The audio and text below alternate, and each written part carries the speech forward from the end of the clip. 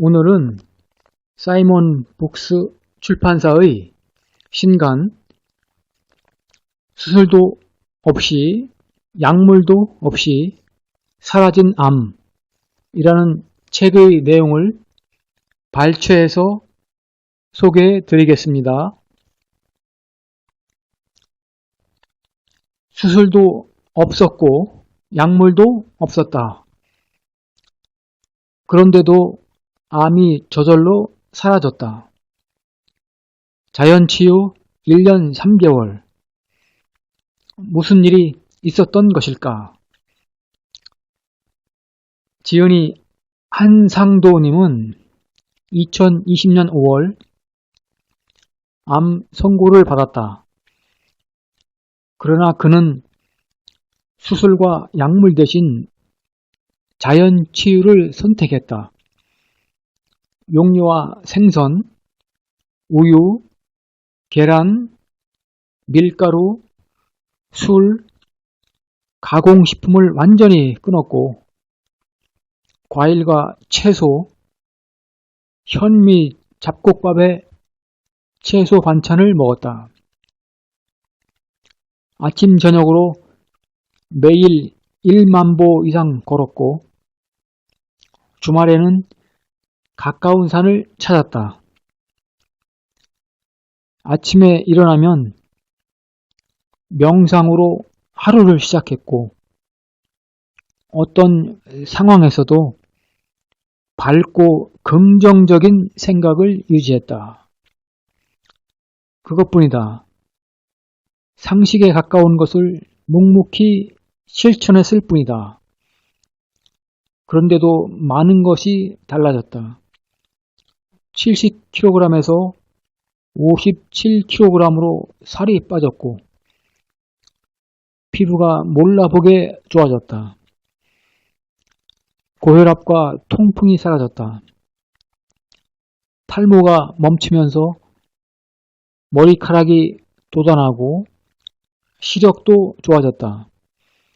수시로 찾아오던 설사와 변비도 없어졌다. 그리고 마침내 암도 사라졌다. 마음 또한 유순하고 차분해졌다. 몸과 마음도 예전과는 완전히 다른 사람이 되었다. 이 책은 그 놀라운 변화의 과정에 대한 1년 3개월의 기록이다. 에필로그입니다. 불안하고 두려운 당신에게 이 책을 읽고 있는 당신은 암과 직간접으로 연관되어 있고 암에 대한 걱정과 고민이 많을 것이다.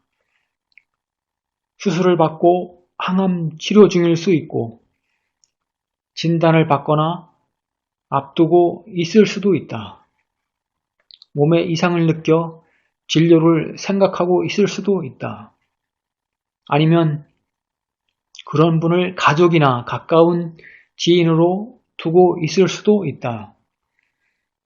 어떤 경우든 당신은 불안하고 두려울 것이다. 불치의 병이라는 위압감에 눌려 삶의 의욕을 잃거나 엄습하는 죽음의 그림자에 몸을 떨고 있을 것이다. 눈앞이 캄캄해 무엇을 어떻게 해야 할지 난감하고 막막할 것이다. 암 진단을 받고 내가 그랬다.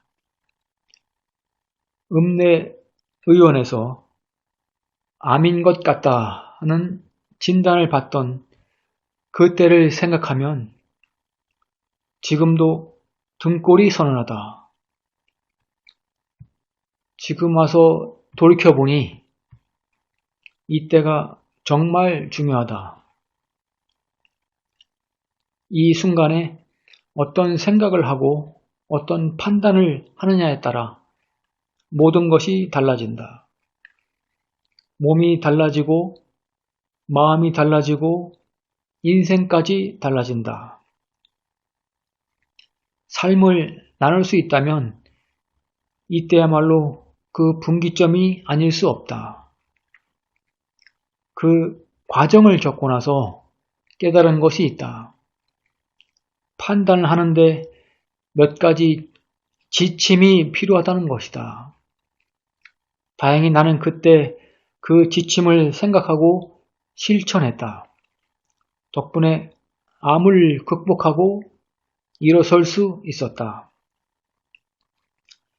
당신 또한 그렇게 되기를 바라는 마음에서 그 경험을 토대로 몇 가지 조언을 드리고자 한다.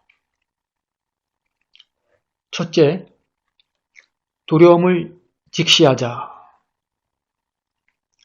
캄캄한 밤에 길을 가다 보면 앞에서 누가 다가오는 것 같아 겁이 날 때가 있다. 고개를 돌리고 피해서 걷다가 마음을 단단히 먹고 쳐다보면 가로수나 이 간판이라는 안도의 한숨을 내쉬었던 경험이 나에게도 있다. 똑바로 쳐다보기 전에는 무섭고 두렵다가 실체를 알고 나니 헛웃음이 나오던 그런 기억 말이다. 두려움의 많은 부분이 그렇다. 몰라서 두려운 것이다. 제대로 보지 않아 두려운 것이다. 실체를 알고 나면 눈 녹듯 사라지는 그런 두려움이 우리 주위에는 너무나 많다. 암도 그렇다. 불치의 병이라는 죽음의 그림자라는 막연한 두려움에 휩싸여 실체를 보지 못하기 때문에 두려운 것이다. 나 또한 그랬다. 암 진단을 받던 날 나도 하늘이 무너지는 충격을 받았다. 불치, 죽음, 수술, 시한부, 항암, 온갖 무서운 상념들이 달려들어 꼼짝도 하지 못했다. 하지만 나는 이내 정신을 수습하고 영화 명량에 나오는 대사를 니모를 찾아서에 나오는 대사를 떠올렸다. 독버섯처럼 퍼진 두려움이 문제지 만일 그 두려움을 용기로 바꿀 수 있다면 그 용기는 100배, 1000배 큰 용기로 배가 되어 나타날 것이다. 눈 감지 말고 똑바로 봐. 두려움의 실체는 생각과 다를 수 있어. 그 말에 힘입어 두려움의 실체, 암의 실체를 직시하고자 노력했다. 암이 정말로 불치의 병인지, 수술밖에 방법이 없는지 책을 구해 읽고 유튜브 강의를 들으며 열심히 공부했다. 그러자 암이 보이기 시작했다. 동시에 두려움이 사라지고 암도 극복할 수 있다는 용기가 생겼다. 그 용기로 일상 치유를 선택하고 실천했다. 그 결과가 지금의 나로 나타났다. 그래서 나는 당신에게 첫 번째 조언을 드린다. 암을 두려워하지 말라고.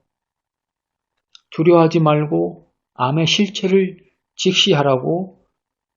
그것이 암을 극복하는 첫 번째 조건이라고. 둘째, 서두르지 말자. 암 진단을 받으면 마음이 급해진다. 하루라도 빨리 좋은 의사를 만나 수술을 받아야 하고, 그렇지 않으면 금방이라도 큰일이 벌어질 것 같다. 하루하루가 불안하고 초조하다. 나도 그랬다. 조직검사 예약이 2달 뒤로 잡혔을 때 나는 간호사를 붙잡고 매달렸다. 검사 하나 받는데 2달씩 기다리는 게 말이 되느냐? 어떻게든 앞당겨달라. 소리를 높이고 사정도 했다. 하지만 지금 와서 돌이켜보면 천만다행이었다. 그 2달 동안 나는 암에 대해 공부하면서 암을 알게 되었다. 동시에 음식을 철저히 관리하고 꾸준히 걷고 마음을 편하게 하는 등 일상 치유를 실천했다. 그러자 몸이 달라지기 시작했고 암도 극복할 수 있다는 용기를 얻었다. 어쩔 수 없는 상황이었지만 2달 반의 시간이 있었기에 가능했다. 암은 만성질환이다. 하루아침에 생긴 것이 아니다. 10수년 이상 쌓이고 쌓여 만들어진 것이다. 그러니 치료 또한 그러하다. 많은 시간과 노력이 필요하다. 여유를 갖고 차근차근 대처해야 한다. 급하게 서두르면 실체를 볼 수 없고 두려움에 휩싸여 잘못된 판단을 할 수 있다. 그래서 나는 당신에게 2번째 조언을 드린다.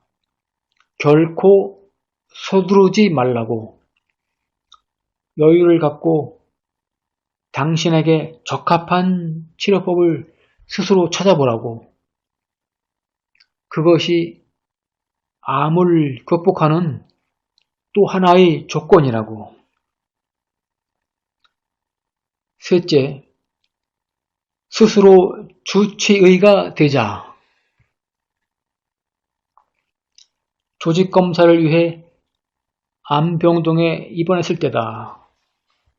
옆 침대에 전립선암이 재발되어 입원한 환자가 있었다.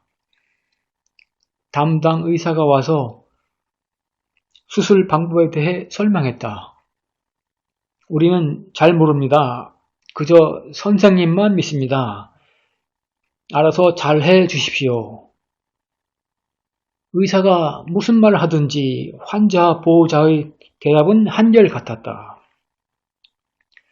복강 수술을 얘기하면 그렇게 해달라. 로봇 수술을 얘기하면 또 그렇게 해달라. 처음도 아니고 재발 수술하면서 어찌 그리 무심할 수 있는지 제3자인 내가 답답해 속에서 천불이 날 정도였다. 사람은 누구나 살아온 환경이 다르다. 먹은 음식이 다르고 마신 공기가 다르고 경험한 생활이 다르다. 몸속의 상태나 환경 또한 다를 수밖에 없다. 그러니 모든 사람에게 똑같이 효능을 발휘하는 약이나 처방은 있을 수 없다.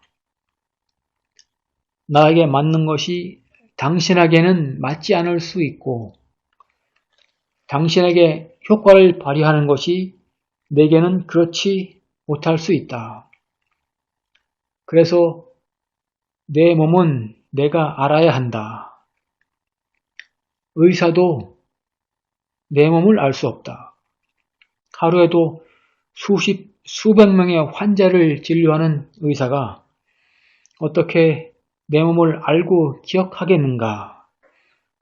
단지 차트에 적힌 수치로 판단하고 처방할 뿐이다. 다시 말하지만 내 몸은 내 몸이다.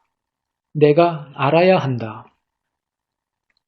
내가 관심을 갖고 살피고 관리해야 한다. 내가 내 몸의 주체가 되어야 한다. 그것보다 중요한 것은 없다. 그래서 나는 당신에게 가장 중요한 조언을 한다. 무엇보다 먼저 당신 몸의 주체가 되라고. 당신의 몸에 대해 관심을 갖고 살피고 공부하라고. 그것이 암은 물론 당신의 몸과 마음, 나아가 당신의 삶을 치유하는 가장 중요한 조건이라고.